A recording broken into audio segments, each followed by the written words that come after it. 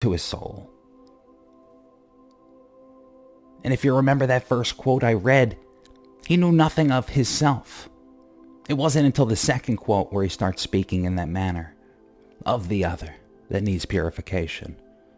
He originally went in just to purify his I, his ego. But he realized this process goes a little bit deeper than one's own personal unconscious. And what's really important to remember in this is that the ego, the I, what we experience, has to go through it. It has to go through the perceptual death. It has to go through the emptying of what it believed it was. And it has to experience all the horrors and beauties included. The ego, in removing its programming, removing all of its comforts, it's not going to feel good. There's going to be some suffering along the way. But it's the only process through. It's the only process to remove that distortion, that perception, and allow the self to come through. Now, nowadays, many are longing, as I said, for this purification. But the thing is, I see many seeing it in the wrong light, so to say.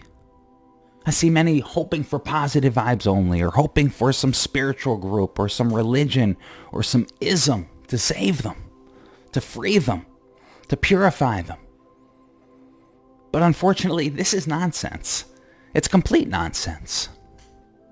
And it'll lead you into more Maya that will then need to be purified if you ever want to truly see. Now, purification obviously isn't perfection, but rather purification is wholeness. That conscious realm has to be whole, has to have no judgment, no perception, to be able to accept what comes through, what is, from the unconscious, from the external world. Purification is not a pick and choose. It's rather a bearing, a suspension, an allowing of a reflection so the self could see itself.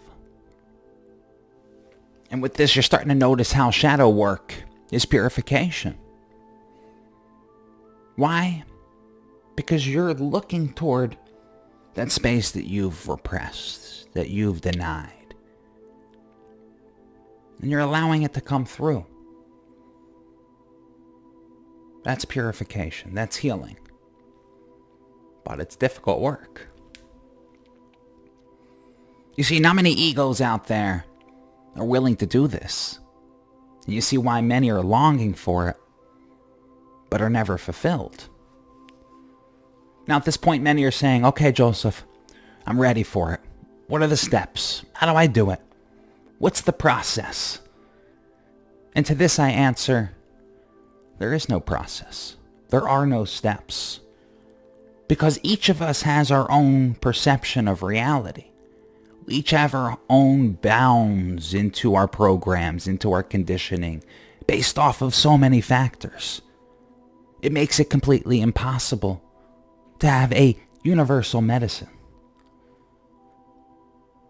So to you, this is your great work. This is for you to find, for you to see what works and what doesn't, for you to go through and experience.